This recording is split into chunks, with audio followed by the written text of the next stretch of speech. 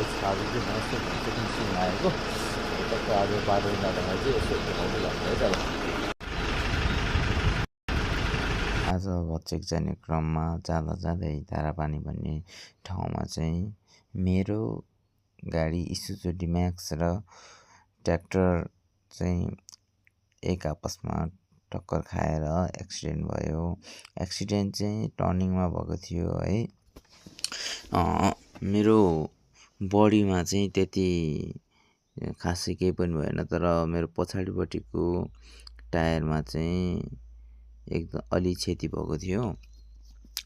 पछाडिको टायरमा चाहिँ त्यो ट्र्याक्टरको अगाडिको टायरले चाहिँ धक्का दिएर अथवा लागेर चाहिँ मेरो टायर फुट्यो अनि डिसहरू पनि भाँगेको थियो। पछाडिपट्टिको यस्तो यु बल्टु भाँगियो, त्यसपछि सेन्टर बल्टु भाँच्यो, सापटको निस्क्यो होइन। त्यसपछि हामी यसरी गाडी राख्यौँ र गाडी बनाउनको लागि मिस्त्रीहरूलाई बोलायौँ। ट्राफिक कार्यालयहरू पनि गयौँ, पुलिस चाहिँ नजिकै थियो धारापानीमा।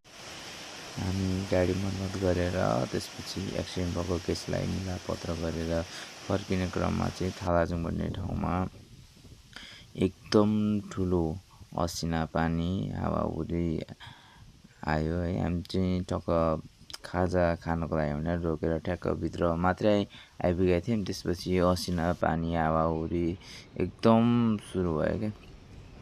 त्यसपछि हामी चाहिँ एकछिन त्यहीँ बस्यौँ, खाजाहरू खायौँ। अनि त्यसपछि यस मैले चाहिँ एउटा दुइटाहरू भिडियो बनाएँ। तर असिनाले त्यहाँ क्षति गरेको थियो स्कुटरमा। त्यसपछि त्यो गाडीको चाहिँ एउटा लुकिङ ग्लास मात्रै फुटाइदिनु भयो है। त्यसपछि हामी यहाँबाट निस्क्यौँ गोर्खाको लागि। तर भ्यू भने चाहिँ एकदम दामी देखेको थियो पानी परेपछि है त।